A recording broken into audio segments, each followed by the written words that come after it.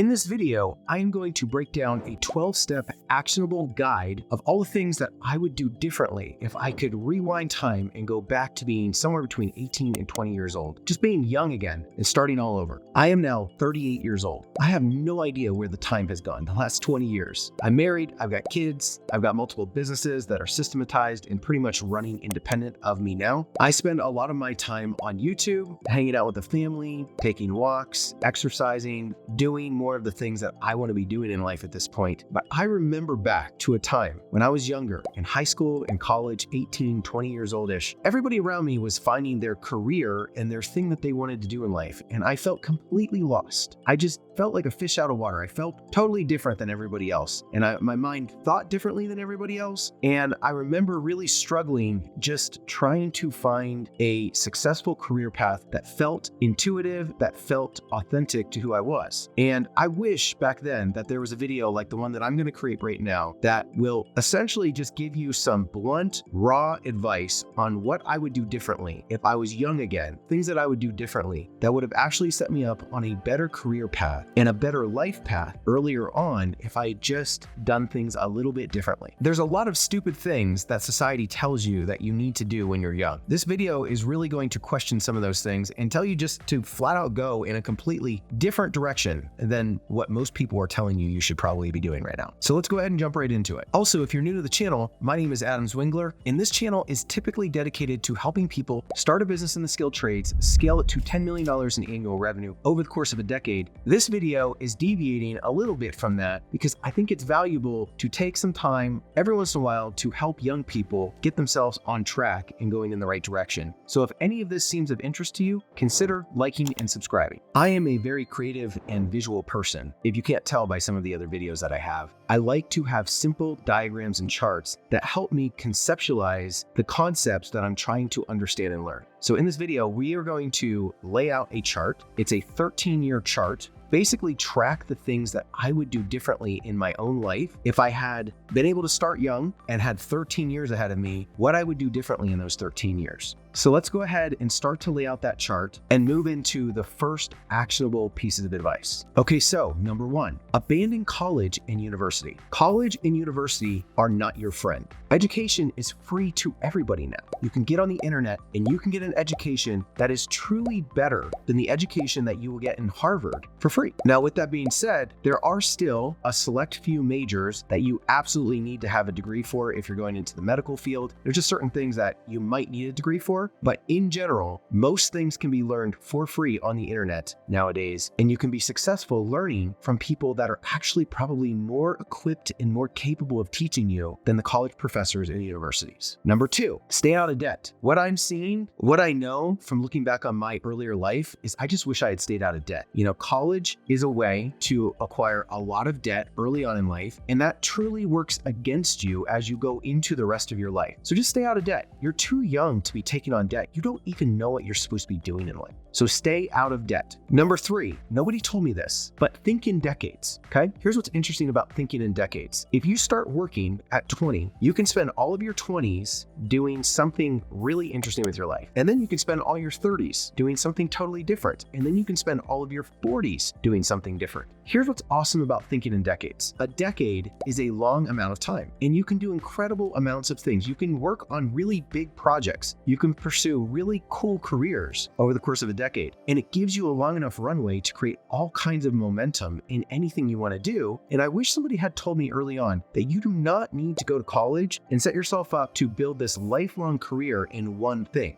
So if you think in decades, you actually have the opportunity to work on 5 or even 6 major projects in your life and really give them your full attention and tons of time, a whole decade of time. You really only need to be thinking right now about the decade ahead of you. Don't even worry about the other decades. What are you going to do with the decade of your 20s? Okay, so number 4, accept the fact that you don't know anything. I know that sounds kind of blunt, but it's kind of true. When I look back on my time in my life when I was younger, I didn't know hardly anything. I hadn't been in the workforce. I hadn't really had any working experience. I knew very little about myself, my talents, what I'm good at, what I'm not good at. I truly didn't know much. And everybody around me was trying to tell me that I need to have this whole thing figured out. And I wish one person would have told me it's okay for you to accept the fact that you know nothing about having any of it figured out. And that's totally fine. Okay, so number 5, work 15 jobs over the next 2 years. And when you identify a job that you don't like, just quit it. Quit early and quit often. Figure out the things that you don't like and discontinue those things, staying focused on the things that you actually do like. But work 15 jobs that look of interest to you. It doesn't matter if it's Starbucks or if it's working a job at a mall or working in the skilled trades or working in a doctor's office. Whatever it is, pick 15 jobs that are of interest and just work them to gain experience. Right now, you don't have experience. You don't have any data points to draw experience from to help you start to figure out what you're supposed to be doing in life. I suggest that you just get experience in a lot of different things. Those data points are going to be stuff that you can draw upon as you're starting to formulate what you're going to do with your first decade. After those 2 years are over, number 6 is travel for a year, because working a bunch of jobs teaches you a lot of experiences, but traveling also teaches you a lot of perspectives about life and challenges your mindset about all the things that you think about. Spend a whole year traveling. And as you can see in the chart that's starting to unfold, the year that you spend traveling, you're actually going to go in the negative a little bit, but hopefully you're going to have made a little bit of money in the first 2 years while you were working those jobs. And so as you spend some money traveling, you can dip into some of the money that you saved while you were working all of those jobs. Pro tip from a guy that actually spent his 20s traveling all over the world: stay in surfing hostels. You know, for some reason in the United States, we are told that hostels are a dangerous place, but surfing hostels are incredible and they're all over the world. And staying in a surfing hostel, you will be introduced to so many young people, middle-aged people that are just traveling. They're from all over the world, and you will gain so many perspectives about life and you'll have a blast. It will be more fun than any college or university experience that you could ever possibly have, and you will learn so much more about the world and the way that the world works by staying in those kinds of places. Number 7 is just read lots of books. So while you're working all of these jobs and doing all this traveling, just consume, be a sponge, consume all the different kinds of reading that is of interest to you. And I remember when I was back in school, I hated reading textbooks and I hated studying for exams. But one thing that I didn't hate was I had a true love for reading, and I would go into Barnes & Noble and I would stumble into the business section and I read everything in the business section because it was interesting to me. And I love learning business from a leadership perspective, from an entrepreneurial perspective.